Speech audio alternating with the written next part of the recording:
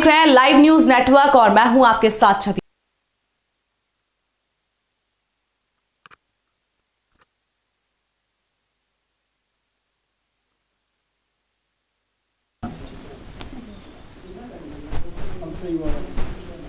रंजन का है। रंजन सब भाग गया। रंजन जी को बुला ऊपर एक देख। रंजन जी ठीक है सामने देख ले। इधर फोटो निकाल। हां सर सामने सामने इधर देखिए सर। लुक सेंटर रखो। वेट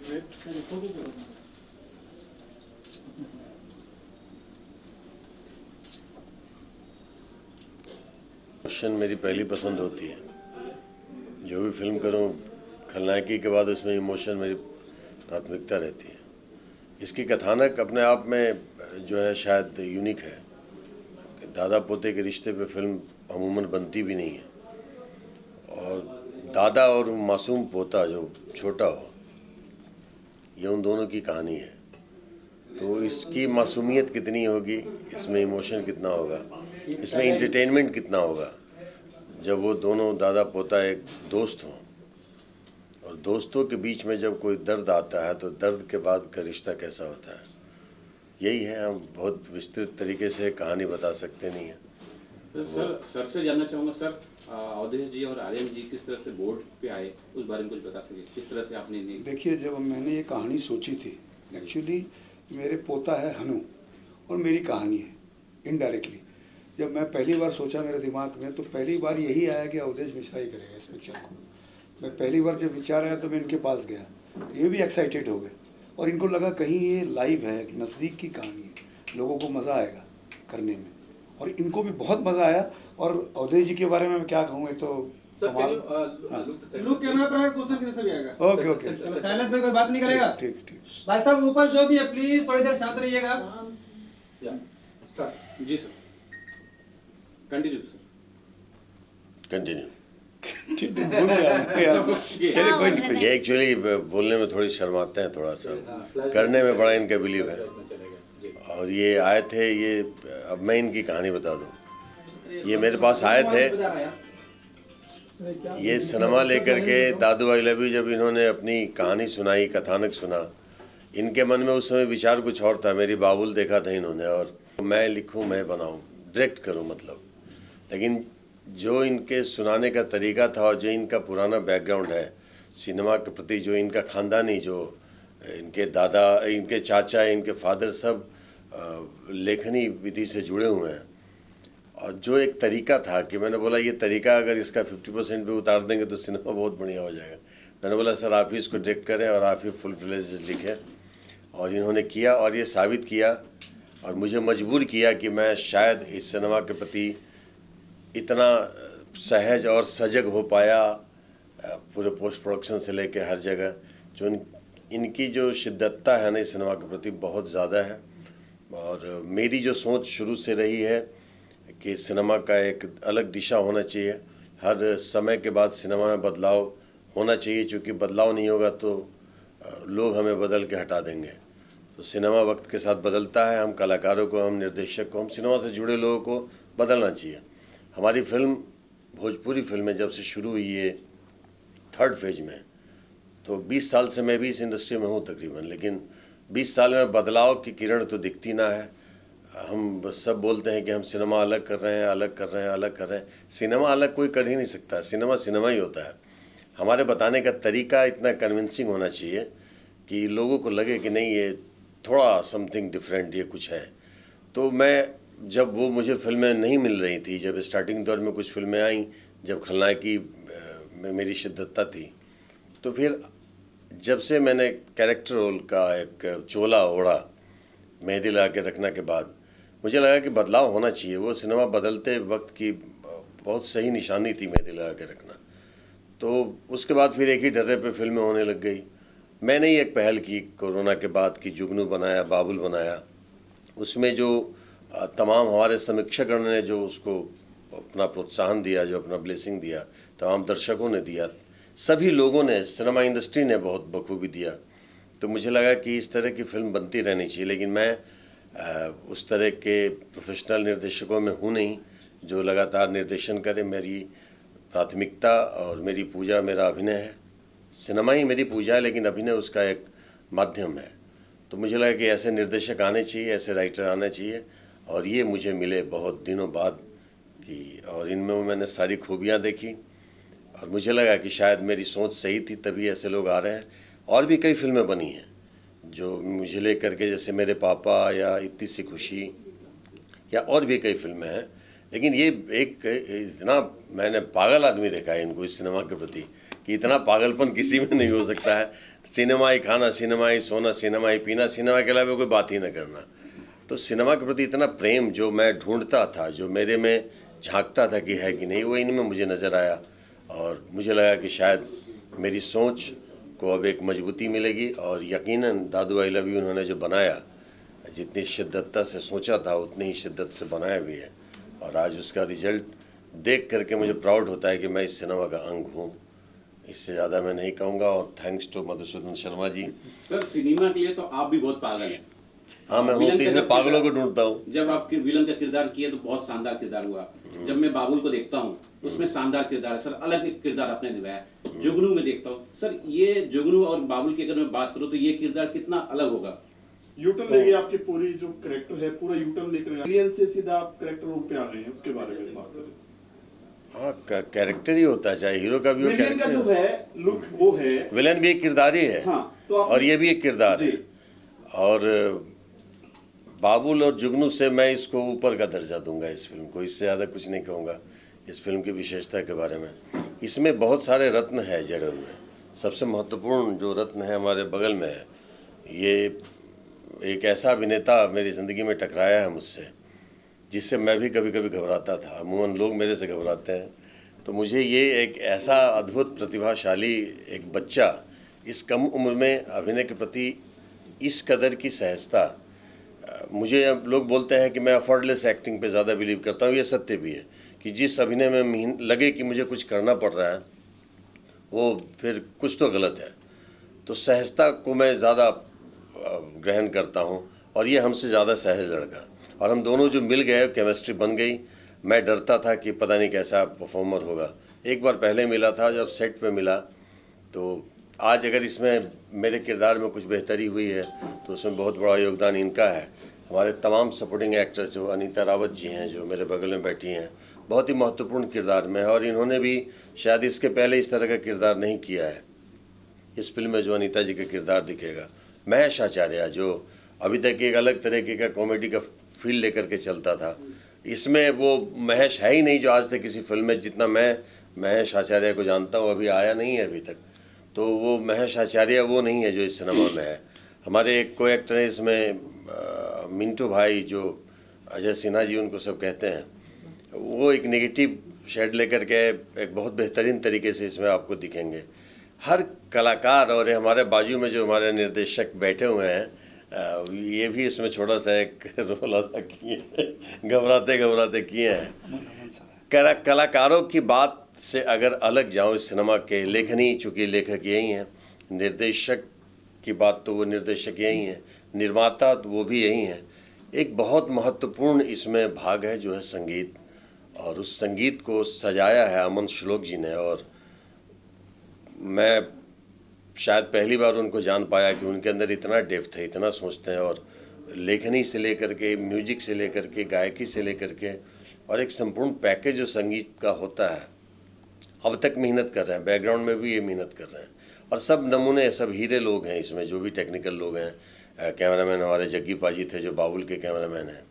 इसमें एडिटर हैं वो संतोष हड़ाउड़े, वो थोड़ा नाम लेने में थोड़ा अजीब सा लगता है।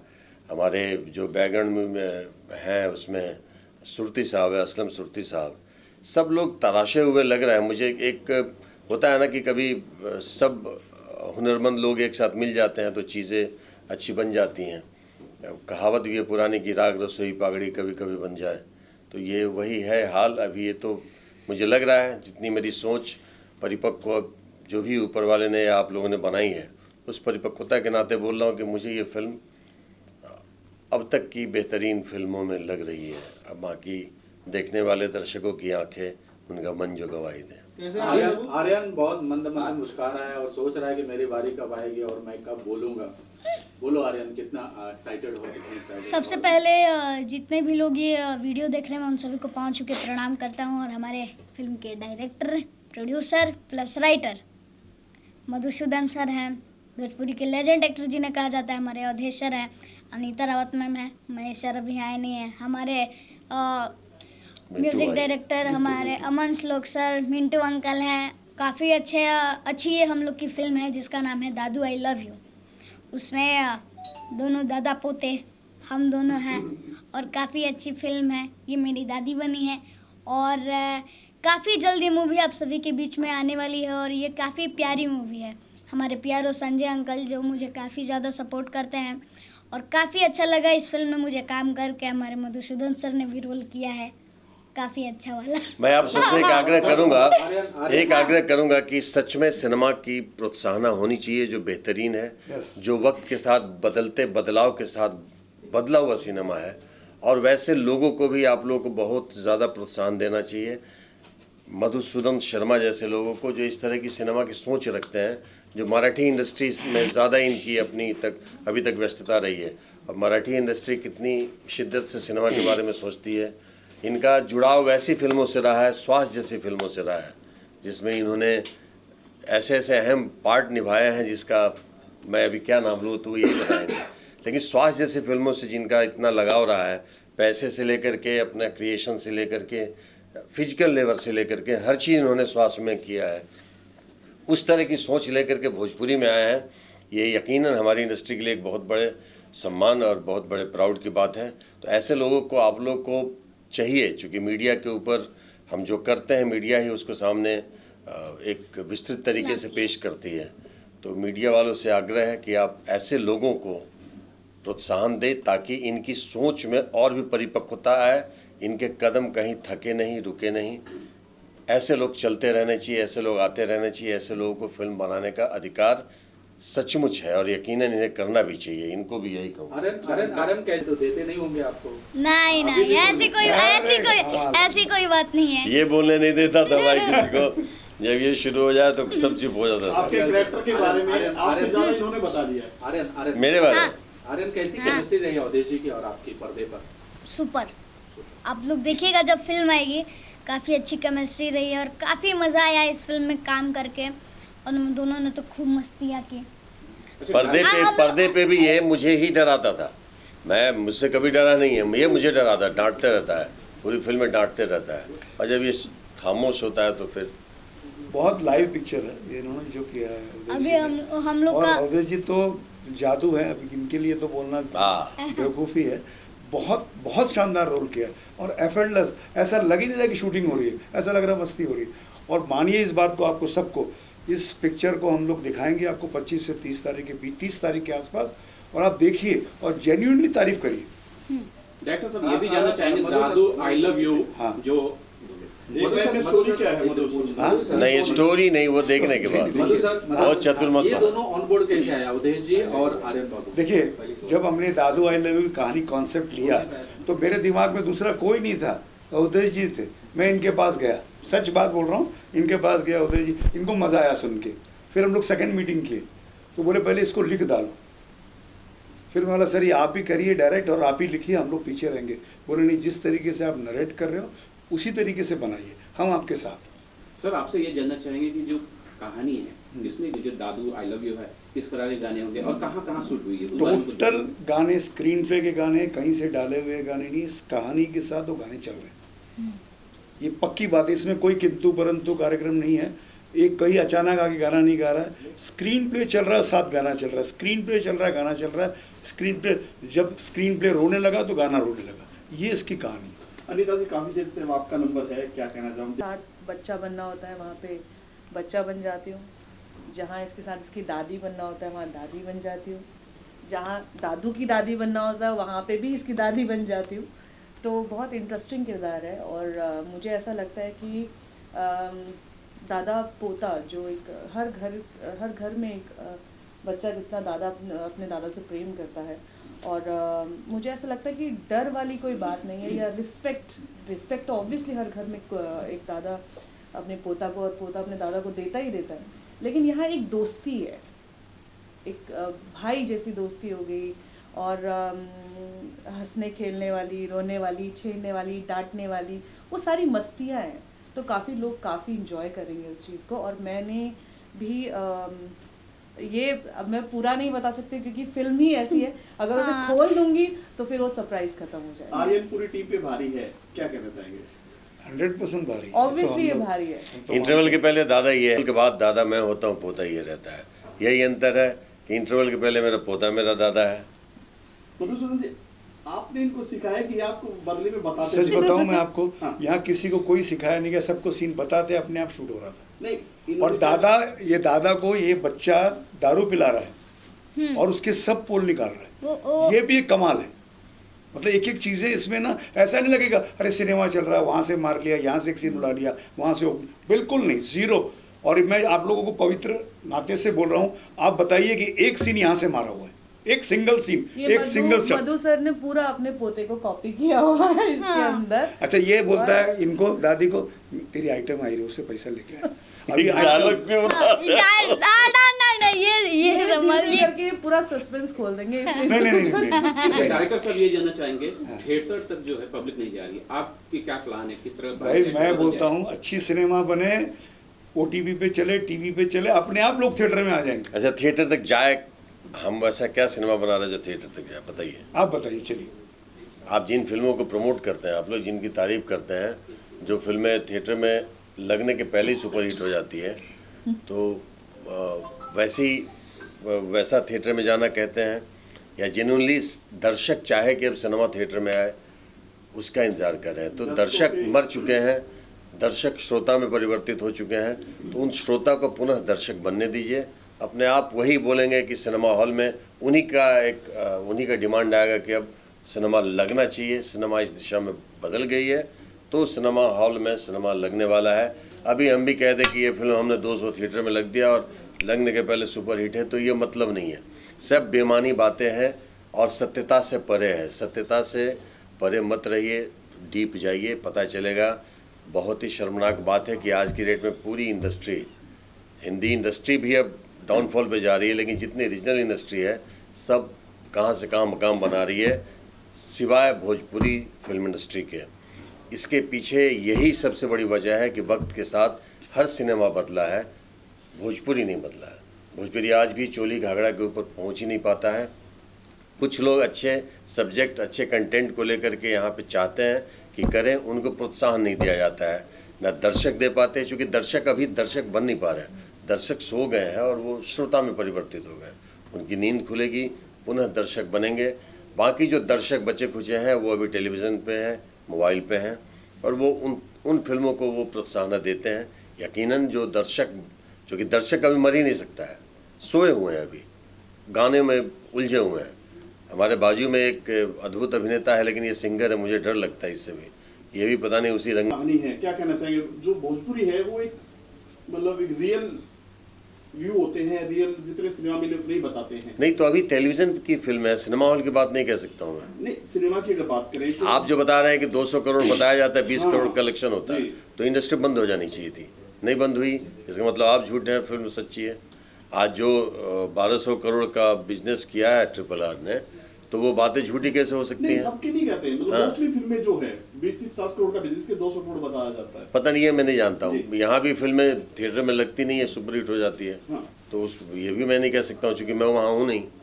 तो भोजपुरी डाउन टू अर्थ है, बिल्कुल सिंपल रहते हैं, जितना व्यू आया। नहीं, डाउन टू अर्थ यहाँ की मांग है, हम डाउन टू अर्थ है नहीं। हम अपने कल्चर से बहुत परे हैं, कल्चर में समाएंगे। कुछ लोगों ने कोशिश की है और कुछ लोग कर भी रहे हैं और बेहतरीन तरीके से कर रहे हैं। तो ये ऐसे ही करते करते संख्या बढ़ती चली जाएगी, चीज़ें आ जाएंगी।